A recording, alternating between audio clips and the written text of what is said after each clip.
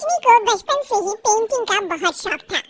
वो हमेशा से ही पेंटर बनना चाहती थी, पर उसके माँ और पिताजी ने उसको कभी भी इस चीज के लिए सपोर्ट नहीं किया और उसकी शादी नीरव से हो गई। नीरव रजनी को बहुत प्यार करता था, पर रजनी हमेशा चुपचाप ही रहती। वो इस शादी से खुश नहीं थी। वो ये शादी नहीं करना चाहती थी। उसे तो हमेशा से पेंटर जो बनना था। अपने इस सपने को वो नहीं पूरा कर पाई, इसलिए वो हमेशा उदास रहती थी।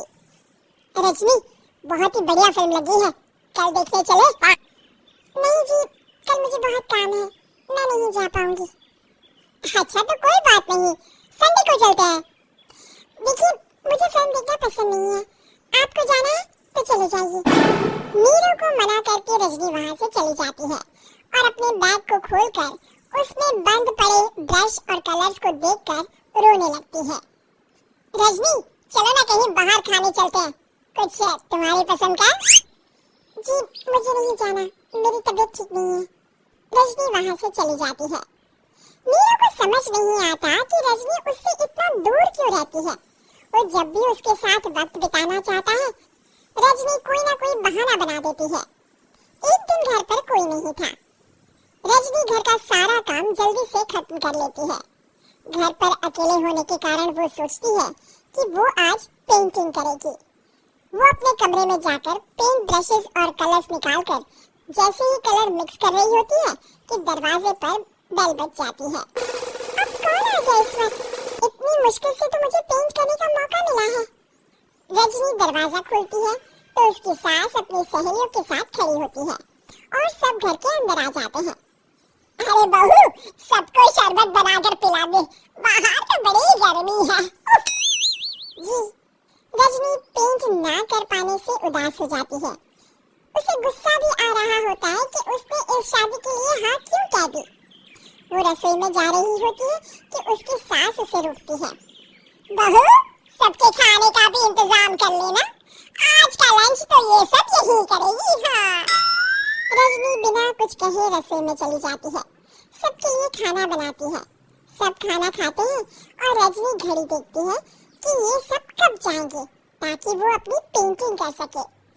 जब शाम होती है तब सब चले जाते हैं अपने घर।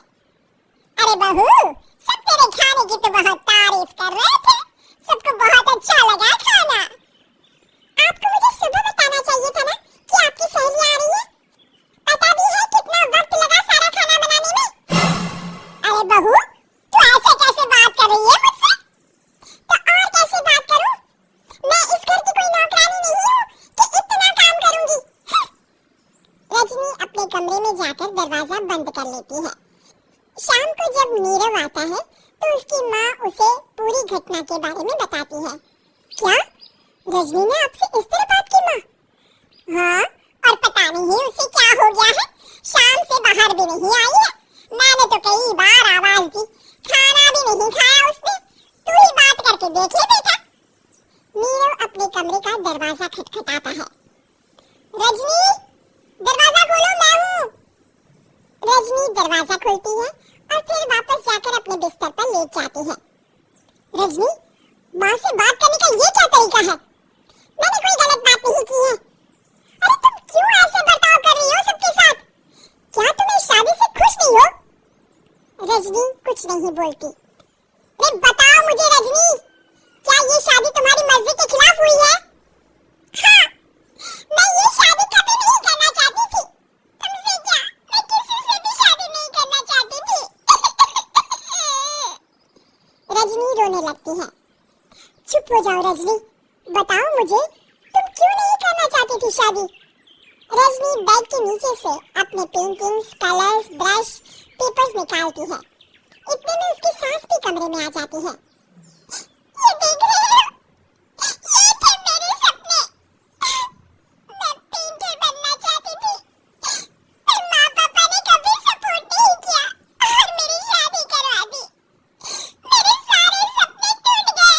हर वक्त बस गुस्सा आता रहता है मुझे। मैं जानती हूँ कि आप लोगों की इसमें कोई गलती नहीं है, पर मैं क्या करूँ, मुझे समझ में नहीं आता।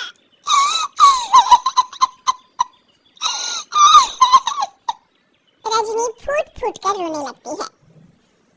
मुझे माफ कर दीजिए, आप दोनों के साथ मैं बहुत बुरा बर्ताव कर रही हूँ। अरे रजनी बेटा चुप हो जाओ तुम।